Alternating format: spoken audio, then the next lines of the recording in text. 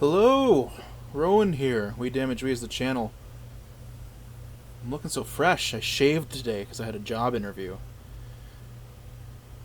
I'm hoping I get it. It was at a bookstore.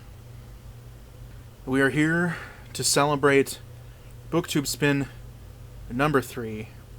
I have participated in Booktube Spin number 1 and number 2, so I gotta do number 3. I am being a little lazy. I picked out a while back 20 books of summer that I was going to try and work through and review over the course of the summer. And I've had that stack of books next to my desk. I've referred to it a couple times in videos. So I'm going to use that, what's left of it. And then I grabbed a few more because I didn't have 20 books there anymore. I had like 15 or 14 or something. So I grabbed a few more off the shelf to fill it out so that I had 20, since you need 20 for the spin. So I have gone over a number of these books before, so if you watched that video, I apologize. This one is not going to be much different, but I'll try and keep things brief. So, first up, C by Tom McCarthy. This was a book that I had wanted to read back when it came out. I remember looking at it at this bookstore called Booksmart that used to be in the uptown neighborhood of Minneapolis, and it was cool. It was actually a bookstore that was open until midnight on the weekends, so you could go in late and check the books out. Good bookstore. They eventually moved into the basement of Cheapo Records, which was the largest independent record store in the Twin Cities, and then they got evicted and the building got torn down and they built condos on top of it. Cheapo did relocate maybe a half mile away, but it's not as big anymore, and Booksmart just died, which is sad. I liked that store a lot. Anyways, C by Tom McCarthy. C is a sort of, it sounds like a sort of madcap journey through the early 20th century, focusing on like radio stuff. The main character's father is like a radio engineer, and he becomes like a radio operator in World War One, and I think there's like secret societies and conspiracy theories, and it seems like a book that's probably hard to describe, but it's one that gets kind of brought up in comparison to other things that I like a lot. So that's why I got it. Next, I don't think I had mentioned that I found this book, but There Is No Year by Blake Butler. I am currently not very actively, but trying to work my way through Blake Butler's 300 Million. Earlier this year I read his story collection, Scorch Atlas. This is a story of a family of some kind.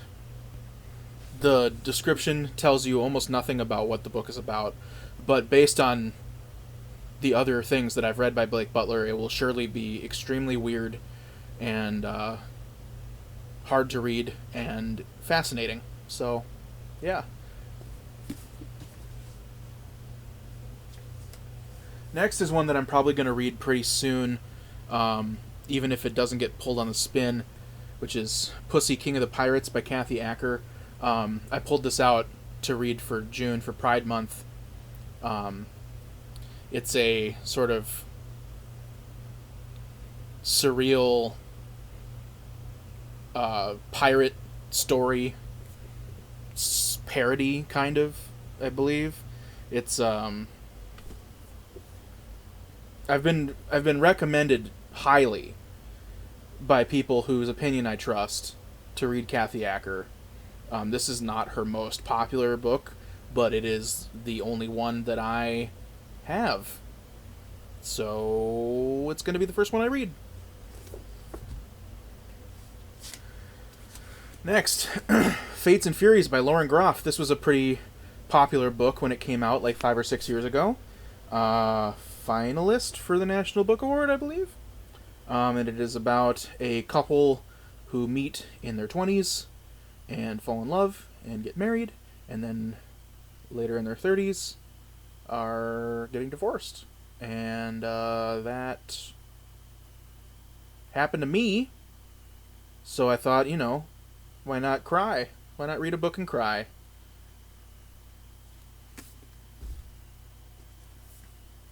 Next, The Possibility of an Island by Michel Houellebecq.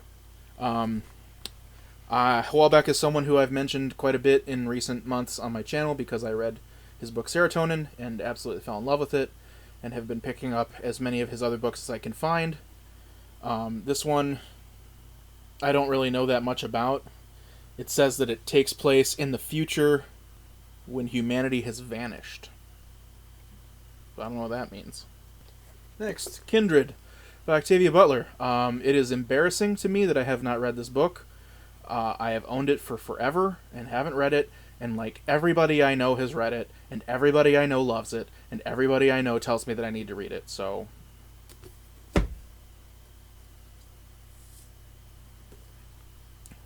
Wolf and White Van by John Darnielle.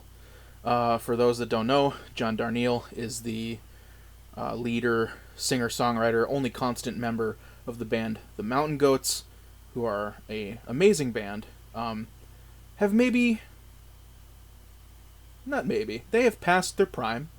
I feel like every record they make is a little bit worse than the last one. But John's been making music since the early 90s.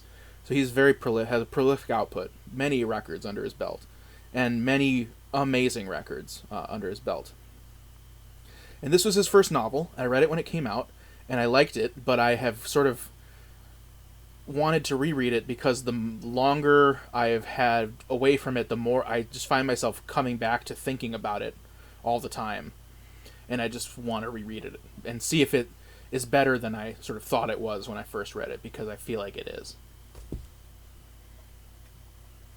Next, no surprise here. Oh, God, this book is big. The Instructions by Adam Levin. This is one of my favorite books.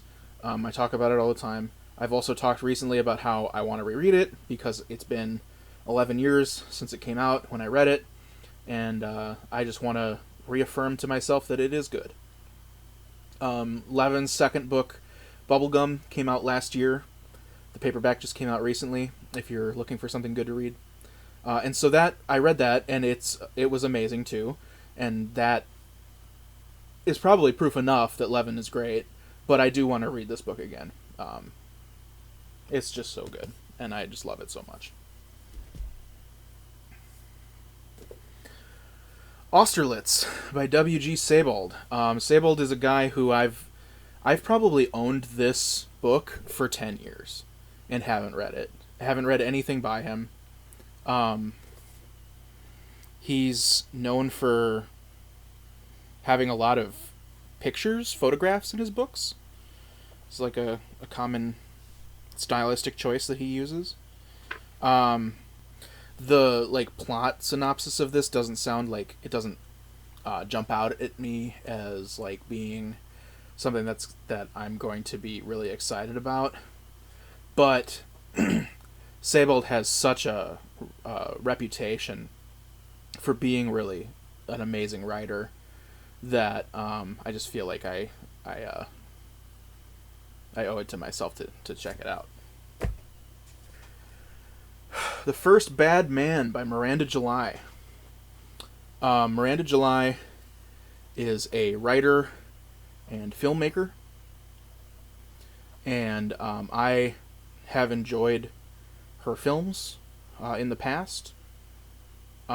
She made a film in the early 2000s called You, Me, and Everyone We Know that they used to play a lot on IFC back when IFC actually played independent films, because it is the independent film channel, ostensibly. And I liked that movie a lot.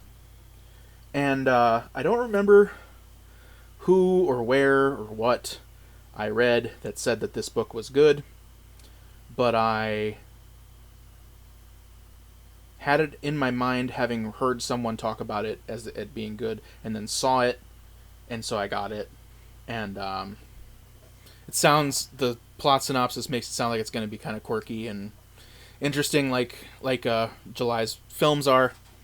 Woman who works for a women's self-defense nonprofit and lives a sort of solitary life, and her boss asks if their 20-year-old daughter can move into her house for a while, and it throws her life into disarray. But then, of course, she probably learns something important about herself and life, because it's a book. Next up, we got a couple more Houellebecqs, because I do really want to read these like sooner rather than later. I don't think I talked about. I picked these up last week on my way home from therapy. I stopped by the half price that I used to work at, and they had these, so I picked them up. First one is The Elementary Particles. Two half-brothers abandoned by a mother who gave herself fully to the drugged-out free love world of the 60s. Bruno, overweight and a failure at everything. Same, though. Is himself a raucously promiscuous hedonist, while Michel, his younger brother, is an emotionally dead molecular biologist wholly immersed in the solitude of his work. Each is ultimately offered a final chance at genuine love, and what unfolds is an endlessly unpredictable and provocative tale that speaks about the possible redemption of the human condition. So, that sounds great.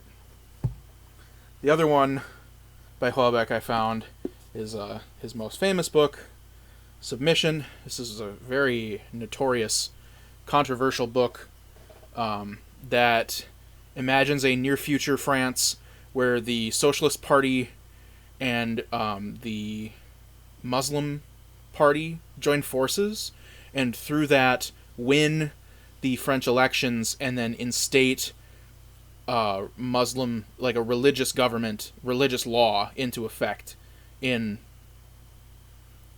France, similar to how, like Iran, for instance, it has Sharia law. A lot of people called this book racist and Islamophobic. Other people whose opinion I feel like I trust more have said that it's a bit more nuanced than that.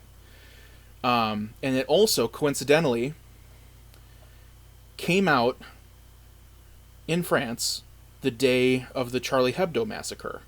And at the time of that happening, Houellebecq was on the cover of Charlie Hebdo, which sparked ultimately, I think this was a coincidence, but it sort of propelled this book into the stratosphere in terms of attention being given to it because of the topic and France's recent history with Islam is not great, and famously they banned the hijab. You cannot wear hijab in France, which is, it's pretty fucking crazy that they did that. But I hope that this book is a sort of nuanced examination of how religion dictates our lives, and not just racist garbage. We'll see. I'm skeptical. Even though I really like Houellebecq, and I want to read the book, I am skeptical. I am going into it being like, you're going to have to really pull this off. Next. Exhalation by Ted Chiang. Ted Chiang is most famous now for having written the short story that was turned into the film Arrival with Jeremy Renner, and that person whose name I can't remember. It was a good movie. And Chiang is exclusively a writer of short stories. He's a very sparse writer. I think he's been publishing stories since the early 90s, and he's only got like around 20 stories to his name. His first collection came out in the late 90s, and this is his second book. And it came out in 2019? 2020? So he is a man of few words. But in the world of speculative fiction, few modern authors have the regard and acclaim that Ted Chiang does. I've never read any of his stuff, so I'm very excited to remedy that. Next, Interior Chinatown by Charles Yu. This, as you can see, won the National Book Award last year. This is a book that I think is going to be really cool. It is written in the style of, let me find a good example here, a screenplay. But I have heard that it is absolutely not a screenplay that could be actually produced. There is a purpose behind it being this way, and it is a novel. It is meant to be a novel. It says a novel right there on the cover, but it is about a character who is in a film, an Asian man. As the back says, Willis Wu doesn't perceive himself as the protagonist in his own life. He is merely generic Asian man. Sometimes he gets to be background Oriental making a weird face, or even disgraced son, but always he is relegated to a prop. Yet every day he leaves his tiny room in a Chinatown SRO and enters the Golden Palace restaurant, where Black and White, a procedural cop show, is in perpetual production. He is a bit player here too, but he dreams of being Kung Fu Guy, the most respected role that anyone who looks like him can attain. What a great, just such a fucking bonkers concept for a book. And it makes perfect sense to frame it as a screenplay too, because it's taking place within a fictional television show. Everybody I know who's read this book has just loved it. So I really am excited to check it out. Next, American Pastoral by Philip Roth. This is one of Roth's most well-regarded books. It is about a man who, in the 60s, his young daughter becomes embroiled in the world of leftist domestic terrorism, a la Weather Underground, which is a topic that I am really interested in. I know a good amount about. I've read a couple of books on the subject, and I like Roth. I know he's kind of a piece of shit, but he's a good writer, even though he's a misogynist. Sorry. Next, Her Body and Other Parties by Carmen Maria Machado. This is another one that I pulled out for Pride Month because Machado is a queer woman. She this is a story collection, but she, I think, more famously wrote after this a memoir about a physically abusive relationship that she was in with a woman, which is, I've heard, is amazing. And this book, as you can see, was a finalist for the National Book Award when it came out. Yeah, I love short story collections personally. I think that short stories are fantastic and underread. I think people have like a bias against them, but I think that they are so distinct from the novel, and they give you different things. You get different things out of them. So excited to read that. Next, Gun with Occasional Music by Jonathan Lethem. This was loaned to me by my friend Saul. This was Lethem's first novel, and it's about a hard-boiled detective who is cryogenically frozen and then unfrozen in the future, where things are fucking weird, and there are like genetically modified animals that can talk, like this kangaroo in this suit, and apparently it is, at its core, a noir detective mystery, but in the sort of speculative fiction framework, which sounds really cool. And Saul really likes it a lot, and I like Saul a lot, and we have very similar taste. Speaking of Saul, he also loaned me Cows by Matthew Stokoe. I just mentioned this in my, I think, last video, where I said I mentioned this in books that I need to read before the end of the year. I've been reading a lot of disturbing, transgressive literature. Cows is like one of the sort of pillars of that world. Considered one of the most disturbing, disgusting, reprehensible, awful, irredeemable things ever written. I really don't even know anything about the plot other than that there are talking cows in it. Yeah.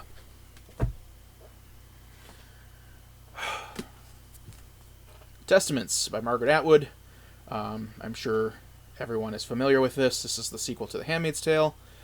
I read Handmaid's Tale when I was about 19 or 20, because my girlfriend at the time, it was her favorite book. Not her favorite book, but one of her favorite books. She got me to read it, and I loved it. This was before the show, so it was not as well known. I mean, it was well known. You know, it's a pretty classic book, but before the show. This, of course, comes after the show has renewed interest in it and everything. So I've heard mixed things about this, but I want to try it anyways because I like the first one. And finally, I'm only 5 years late to the party. Little Life. This book is notoriously very, very sad. It is about a group of friends in New York City and all of the miserable, shitty things that happen to them in their lives. And it is 800 pages long. And again, finalist for the National Book Award. I've been telling myself that I want to read like a mammoth every month. Or try to. But I don't think I've given myself enough time, especially with how unmotivated I am to read right now, to do one for June. But this and the instructions are both pretty long, so if either of them get picked, I will have my work cut out for me. And that's it. That's all the books. Yeah. I will let you know which one. If you follow me on Instagram, you will get a heads up on what I'm reading, because I always post what I'm reading there. Or if you follow me on Goodreads, you'll see what I'm reading there too. There are links. I don't know if you're new here, you might not know, or you may not know if you've been watching, but I have links in my video descriptions for my Goodreads, my Instagram, and my Twitter. My Twitter is not literary. It's mostly just me retweeting weird Twitter and fucking around, but, you know, whatever. So yeah, Rick's spinning the wheel on Friday. This will be going up, I guess it's technically Wednesday right now, it's after midnight, but so Wednesday morning this is going up. So we got 2 days, and then we'll have a book picked. Thanks for watching.